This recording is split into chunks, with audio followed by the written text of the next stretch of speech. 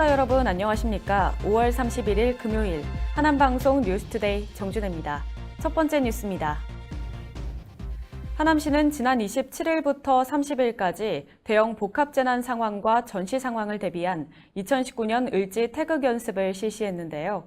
이번 기간에는 기존 전시 대비 연습뿐만 아니라 대형 복합재난에 대비한 위기 대응 훈련이 포함된 새로운 형태의 연습도 진행됐습니다. 특히 이번 연습은 복합 재난 상황에 따른 도상 연습과 통합 방위 협의회 개최, 국가 중요시설 대테러 훈련 및 민방위 훈련, 주민 참여 실제 훈련, 전시 현안 과제 토의 등이 진행됐으며 각종 훈련을 통한 범국가적 대형 복합 위기에 효과적으로 대처할 수 있는 역량을 강화했습니다. 김상호 시장은 연습에 참여한 관계자들에게 이번 을지 태극 연습을 통해 재난과 전쟁 등 어떤 위기 상황이 발생하더라도 신속하고 유연하게 대처할 수 있는 능력을 키워달라고 당부했습니다. 경기도는 지하철 5호선 연장 하남선 1단계 구간 개통을 위한 철도 종합시험 운행 사전 준비에 본격 착수했습니다. 경기도는 5월에서 7월 두 차례에 걸쳐 하남선 1단계 구간 1에서 309에 대한 건축 한계 검측을 실시하고 이후 철도 종합시험 운행에 들어갑니다. 건축 한계 검측은 철도 종합시험 운행 착수를 위한 사전 준비 단계로 전기, 신호, 통신 등 각종 시설물의 위치, 차량과 정거장 승강장 간의 간격 높이 등의 사항들을 중점적으로 확인하고 측정합니다. 경기도는 본선 공사가 완료된 경기도 구간의 1차 건축 한계 검측을 마쳤고 나머지 서울시 구간 공사가 완료되는 7월 1일부터 1에서 309 전 구간을 대상으로 2차 건축 한계 검측을 완료할 예정입니다. 또한 건축 한계 검측 작업이 완료되면 오는 7월 중 차량을 선로에 직접 투입해 철도 종합시험 운행을 실시할 계획입니다. 한편 철도 종합시험 운행은 건축 한계와 설비 작동 등을 확인하는 공종별 시험을 시작으로 운영사와 합동으로 시행하는 사전 점검을 거쳐 시설물 검증 시험과 영업 시운전 과정으로 진행됩니다. 하남시와 하남도시공사는 지난 28일 하남시 인재 육성과 디지털 기반 창의교육 전략을 주제로 미래도시 산학형 컨퍼런스를 개최했습니다.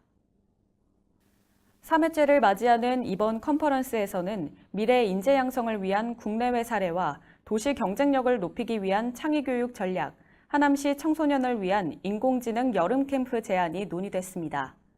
단국대 이계영 석좌 교수는 세계적 수준의 교육 혁신 모델을 통한 미래 스마트 인재 육성 방안을 주제로 기조 연설을 하고 경기도 광주 하남교육지원청 김영준 장학사는 세계적 리더를 양성하기 위한 하남시 창의교육 정책 방향을 강연했습니다. 세션 주제 발표 후에는 김학민 추진단장을 좌장으로 시민학부모와 함께 미래교육에 대한 토론을 진행하며 4차 산업혁명 시대 디지털 기반 창의교육과 하남시 인재 육성 전략에 대해 소통과 공감의 자리가 마련됐습니다. 하남시는 지난 27일 하남 고용복지 플러스 센터에서 중장년 시니어 취업을 위한 일반경비원 신임교육 수료식을 가졌습니다. 이번 교육은 지난 15일부터 26일까지 한국경비협회에서 실시했고 교육생 총 80명 중 76명이 수료해 중장년층의 취업에 대한 높은 열기를 보였습니다. 특히 이번 행사는 김상호 하남시장이 자리를 함께해 수료생들에게 수료증을 전달하고 취업을 응원하는 시간도 가졌습니다.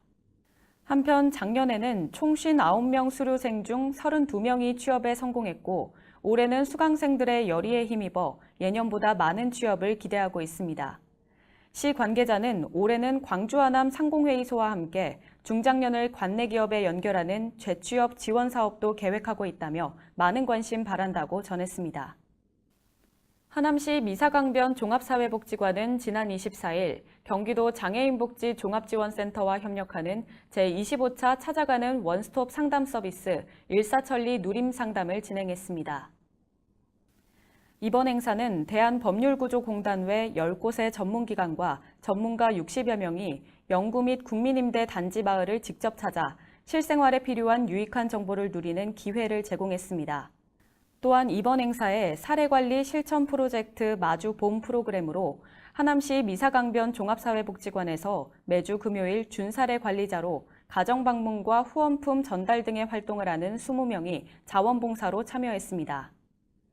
행사에 참여한 한 어르신은 법률과 LH 주거 관련해 물어볼 것이 많았는데 오늘 가까운 곳에서 물어볼 수 있어서 좋았고 고혈압 당뇨 검사와 골다공증 검사도 할 수 있어서 좋았다고 말했습니다.